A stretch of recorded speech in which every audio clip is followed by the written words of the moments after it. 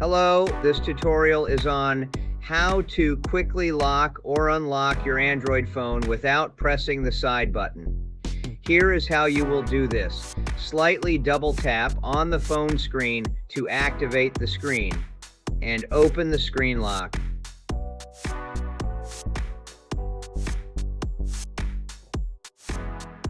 After using your phone, just double tap again on an empty place on your home screen. The phone will be locked and the screen will be turned black. A quick question for you. Are you interested in the training coaching that can help you effectively use your mobile phone for business, especially when you are not at your computer desk?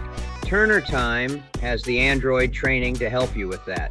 Go to our website, www.turnertimemanagement.com, and purchase the training program from the shopping cart. You can also send us an email at info@turnertimemanagement.com or call 855-778-8463. And we look forward to being of service.